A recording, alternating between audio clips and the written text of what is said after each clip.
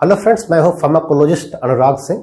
आज मैं आपको बात करूंगा कि पार्किंसन होता क्या है। जैसे रूस के राष्ट्रपति जी हैं जो उनको पार्किंसन हो गया है, तो ये बेसिकली क्या पार्किंसन इतना डेंजरस है कि आपको जो है वो डेथ हो सकता है उससे। इसके बारे में हम टोटली बात करेंगे। और ये नॉर्मली जो है जो सोशल एरिया में लोग रहते हैं उनको भी पता होना चाहिए कि भाई होता क्या है। आपने जनरली देखा होगा कुछ आदमी को देखा होगा उनके हाथ ऐसे हिलते रहते हैं, तो ये एक प्रॉब्लम आप वो कहीं ना कहीं वो सिम्टम होता है पार्किंसन का। कुछ डॉक्टर उसको सोचते हैं कि बीपी हो गया है, तो बीपी का ये प्रॉब्लम नहीं होता है। हाथ अगर हिल रहा है, इस तरीके से हिल रहा है, और कुछ लोगों की आवाज़ पूरा सर हिलता रहता है, ये कुछ इसे ड्रम शेप में क्या होता है, उंगली हिलती रहती है, तो ये एक बहुत बड़ा कारण है पार्किंसन का। तो पार्किंसन में बेसिकली होता क्या है कि जो कुछ केमिकल्स समझिए अपने बॉडी में, अगर हम नॉर्मल भाषा में कहें ताकि लोगों को समझ में आए, जो कुछ केमिकल्स होते हैं बॉडी में उनकी कमी हो जाना। कोई भी डिजीज अगर आपको होता है तो कमी होती है या फिर ज़्यादा बन जाता, ज़्यादा बनेगा तब होगा, कमी होगा तब होगा। वैसे ही केमिकल्स होता है जिसको हम कहते हैं कि भाई न्यूरोट्रांसमीटर है। आप फार्माकोलॉजी की भाषा में न्यूरोट्रांसमीटर बोल सकते हैं उसको। तो न्यूरोट्रांसमीटर डोपामाइन होता है। डोपामाइन आपके लिए फेशियल इंप्रेशन के लिए, आप खुश हैं, आपको हंसी आ रही है, वो क्या है, वो इमोशंस है, उसके लिए रिस्पॉन्सिबल होता है डोपामाइन। तो डोपामाइन का और भी काम है। तो बेसिकली दो केमिकल होते हैं। फर्स्ट डोपामाइन होता है। डोपामाइन अगर कम हो गया, ब्रेन में एरियाज होते हैं, ब्रेन में देखिए mid brain area basal ganglia होता है, तो बेसल गैंग्लिया में निग्रम एरिया भी बोलते हैं, उस एरिया में अगर आपका डोपामाइन कम हो जाता है तो आपको पार्किंसन की शिकायत हो जाती है। लेकिन सवाल यह है कि क्या केवल डोपामाइन के कम होने की वजह से हो जाता है? तो ऐसा बिल्कुल नहीं है। डोपामाइन और एसिटाइलकोलिन दो चीज होती है, और ये केमिकल्स जो होते हैं वो आपके मसल के कॉन्ट्रैक्शन के लिए, मसल जो आपका रिलैक्स हो रहा है उस सब के लिए रिस्पॉन्सिबल होता है, और हमारा जो ब्रेन है उनसे एक्शन मिलता है। अब मान लीजिए डोपामाइन कम हो गया, मान लीजिए ये 100% मान लीजिए आपका क्या है, एसिटाइलकोलिन ये है, और ये है डोपामाइन, ये 100% है। दोनों एक लेवल पे है कि 100% भाई एसिटाइलकोलिन है और 100% डोपामाइन है। लेकिन मैं कहूँ किसी कारणवश ये 100% अगर 50% में आ जाता है तो अब क्या होगा? तो एसिटाइलकोलिन ज्यादा तो नहीं हुआ, एसिटाइलकोलिन आपका नॉर्मल ही है, क्योंकि ये डोपामाइन 50% हो गया। इस वजह से क्या होता है, imbalance between the dopaminergic activity this and cholinergic activity can cause the Parkinson disease. और ये जेम्स पार्किंसन के नाम से पड़ा हुआ है, क्योंकि जेम्स पार्किंसन जी जो है वो साइंटिस्ट थे, उन्होंने इस पार्किंसन की डिस्कवरी की थी, उन्हीं के नाम पे इसको हम पार्किंसन डिजीज बोल देते हैं। तो ये जो इम्बैलेंस है कोलिनर्जिक सिस्टम का, एसिटाइलकोलिन ज्यादा, अब एसिटाइलकोलिन है तो नॉर्मल भाई 100% था, 100% है, लेकिन नॉर्मल होते हुए भी वो ओवर एक्टिविटी उसकी फील करी, ओवर हो गया है। तो इस वजह से क्या होती है, हाथ में क्या होती है, कंपन से आने लगती है, इसको बोलते हैं हम रिजिडिटी। आपका हाथ रिजिड हो गया और फिर ट्रिमर आ रहा है, ये ट्रिमर है, ट्रिमर आता है ऐसे, रिजिड होगा, कड़ा होगा, फिर ट्रिमर आएगा, तो ये एक ब्रेडिकार्डिया भी हो जाता है। थोड़ा सा ब्रेडिकार्डिया अगर हम नॉर्मल भाषा में समझे तो आपका ब्लड प्रेशर थोड़ा सा डाउन हो जाता है। होता क्या है कि 60 मिनट पर बीट लगभग हो जाता है, उसको हम ब्रेडिकार्डिया। और ट्रकीकार्डिया अगर आपका जो बीट है वो 72 के ऊपर हो जाए, 100 हो जाए, तो वो ट्रकीकार्डिया बेसिकली कहा जाता है। तो ये एक नॉर्मल पार्किंसन का प्रॉब्लम है। तो इसमें क्या, जो रूस के जो राष्ट्रपति जी हैं उनको जो पार्किंसन हुआ है, तो क्या उससे उनकी डेथ हो जाएगी? तो डेथ तो नहीं होती है, क्योंकि ये बहुत ही स्लोली प्रोग्रेस करता है, बहुत धीरे से, मतलब ये बहुत सालों साल लग जाते हैं इसको प्रोग्रेस करने में, धीरे धीरे। तो इसमें होगा क्या जनरली कि आदमी थोड़ा स्लो हो जाता है। आदमी जो चल रहा है उसके जो है जो पैर है बहुत धीरे धीरे, मतलब आगे पैर जो जाएगा वो धीरे धीरे चलेगा, तो उसके जो बॉडी स्लो हो जाएगी। कभी कभी होता क्या है कि वो अचानक से लगता है कि बहुत तेज चल रहा है और गिर जाएगा लग रहा है। तो इस तरीके से बॉडी में प्रॉब्लम आती है। और कभी कभी कुछ पेशेंट को देखा गया है कि उनका जो है याददाश्त भी थोड़ा बहुत कम हो जाता है। तो ये बेसिकली पार्किंसन की वजह से ही, डोपामाइन की वजह से होता है। डोपामाइन आपका बेसल गैंग्लिया, मिड ब्रेन में जो बेसल गैंग्लिया निग्रम एरिया है, उस एरिया में अगर कम हो जाता है तो ये पार्किंसन की शिकायत हो जाती है। ठीक उल्टा मैं आपको एक और बताऊंगा कि अगर यही डोपामाइन एक और एरिया है, मीजोलिम्बिक एरिया होता है, वहां पे ज्यादा हो गया तो क्या होगा? ज्यादा हो गया तो वहां पे आपको साइकोसिस की बीमारी हो जाती है, साइकोसिस आदमी पागल सा हो जाता है। तो इस तरीके का डोपामाइन का कम बनना भी प्रॉब्लम है। ज्यादा बनना भी प्रॉब्लम है। मैंने कहा कि केमिकल का कम बनना एक डिजीज का कारण है। अगर आपका डायबिटीज है, इंसुलिन नहीं बन रहा है, तो टाइप 1 डायबिटीज हो सकता है। इंसुलिन बन रहा है लेकिन एक्शन नहीं आ रहा है, रेजिस्टेंस हो गया है, तो टाइप 2 डायबिटीज हो सकता है, तो वहां पे डायबिटीज हो गया। और वही नॉर एड्रिनलिन और एड्रिनलिन का कम ज्यादा बनना बीपी का शिकायत हो जाना, ब्लड प्रेशर का आदमी शिकायत हो जाता है। तो ये केमिकल्स का कहीं ना कहीं बनना और बिगड़ना ही एक प्रॉब्लम होता है। तो अब जनरली होगा कैसे, इसकी मेडिसिन जो चलती है, मैं आपको एक पूरा क्लास दूंगा, एक मतलब किस तरीके से मेडिसिन यहाँ पे एक्ट करती है। क्योंकि देखो पार्किंसन जो होता है वो आपका मिड ब्रेन एरिया में होता है, और हर मेडिसिन आपने, हमारे पास तो डोपामाइन ही अवेलेबल है, हम इंजेक्शन लगाएंगे वो जाके क्या करेगा, काम कर देगा। वो डायरेक्ट आपके पास इंजेक्शन है, भाई लगाओ पार्किंसन। आप मेडिसिन क्यों देते हो? लियोडोपा, कार्बिडोपा, बेंसेराजाइड मेडिसिन होती है, ट्राइएक्सिलफेनिल्डाइल, बिप्रिडीन, प्रोसेक्लिंडिन, बहुत सारी मेडिसिन ऐसी जो है जो बेसिकली यूज की जाती है एज अ पार्किंसन के रूप में हम यूज करते हैं। लेकिन हम मेडिसिन क्यों यूज करें अगर हमारे पास डोपामाइन ही अवेलेबल है? लेकिन आप जानते हैं कि जो आपका ब्लड ब्रेन बैरियर है, क्योंकि डोपामाइन ब्रेन में होता है और सारी मेडिसिन ब्रेन को क्रॉस नहीं कर पाती है, तो सवाल यह है कि कौन सी मेडिसिन ऐसी होती हैं जो ब्रेन को क्रॉस कर लेंगी। तो ब्रेन को क्रॉस वही मेडिसिन करता है जो वाटर में इनसॉल्युबल होगा, मींस वो लिपिड इन नेचर का होगा, ऑयल में सॉल्युबल होगा, वही मेडिसिन ब्लड ब्रेन बैरियर को क्रॉस कर सकती है। और डोपामाइन क्यों नहीं क्रॉस कर पाता? क्योंकि भाई वो वाटर में सॉल्युबल है, वाटर में सॉल्युबल ड्रग्स कभी भी क्रॉस नहीं करती हैं। यही कारण है कि हम इस मेडिसिन को, हम डोपामाइन को डायरेक्टली यूज नहीं करते, उसके लिए हमको अलग से मेडिसिन देनी पड़ती है।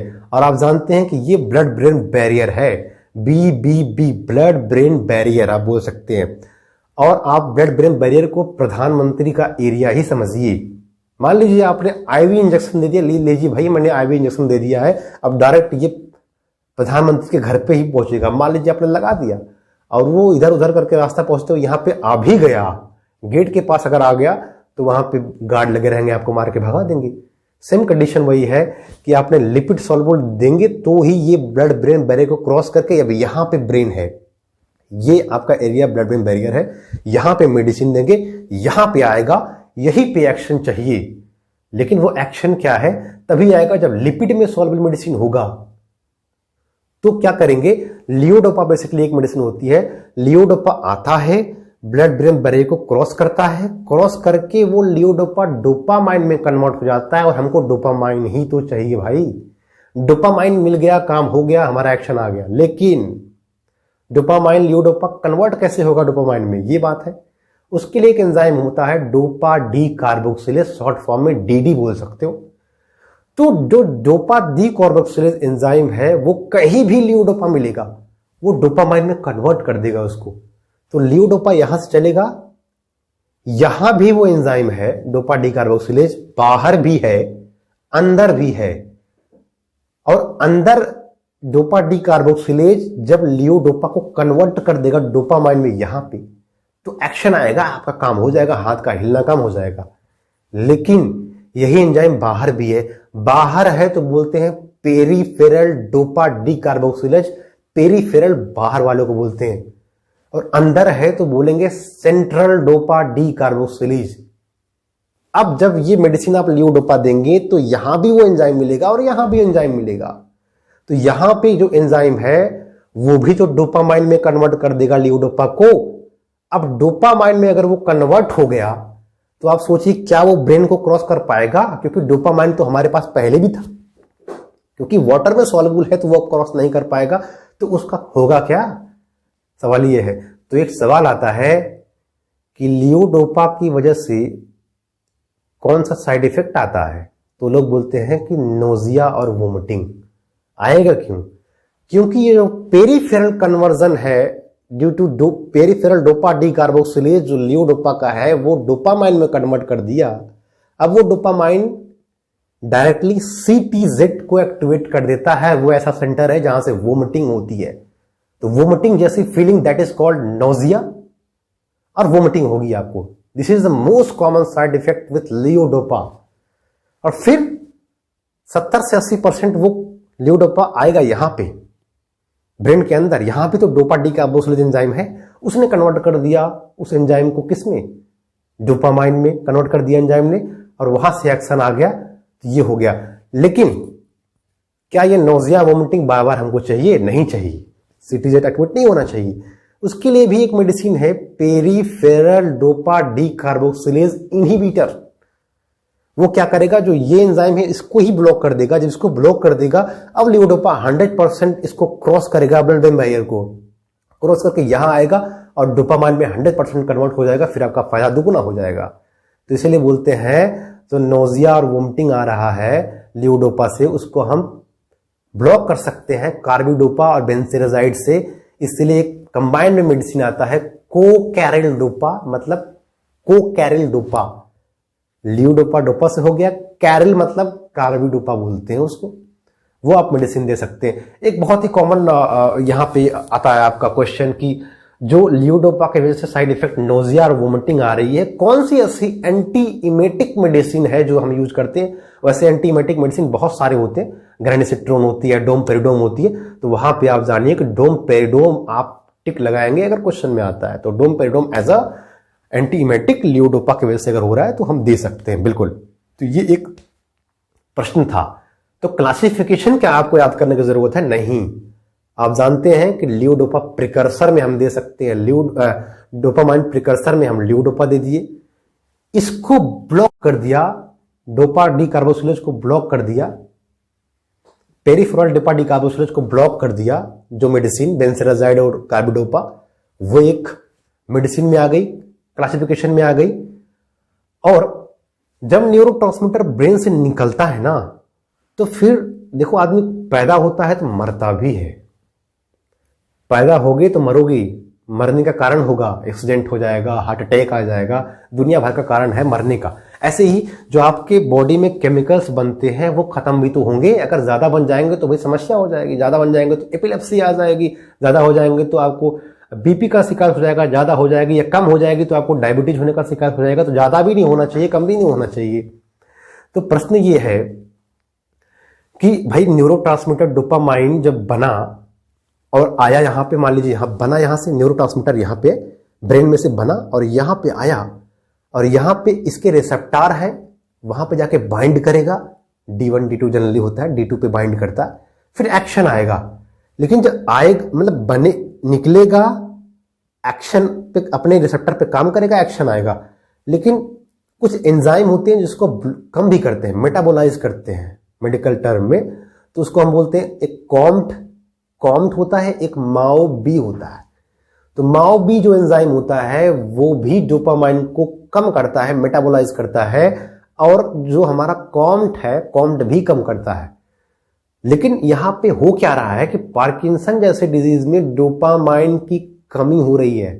जब कमी हो रही है तो हम क्या करेंगे, अब इन एंजाइम को हम मार सकते हैं, इनहिबिट कर सकते हैं, ब्लॉक कर सकते हैं, क्योंकि ये एंजाइम डोपामाइन को मेटाबोलाइज कर रहा है। इन नेचुरल, अगर आप एक नॉर्मल आदमी है तो कोई दिक्कत नहीं है, नॉर्मल आदमी है तो वो ऑटोमेटिक काम करता है। जैसे डायबिटीज आपका है, आपने जितना खाना खाया उस हिसाब से इंसुलिन निकलती है, उसको कंट्रोल करती है। कुछ तो आपका मसल यूज करते हैं आप, वो कम करता है, कुछ क्या करती है वो इंसुलिन कंट्रोल करता है अपने हिसाब से। आपने 1 किलो खाना खाया तो उस हिसाब से उतने यूनिट इंसुलिन निकलेगा, काम करेगा। ऐसे ही जब आपका डोपामाइन, नॉर्मल आदमी है आप तो बनेगा, बनने के बाद फिर वो मेटाबोलाइज होगा, फिर खत्म होगा, फिर बनेगा, मेटाबोलाइज खत्म।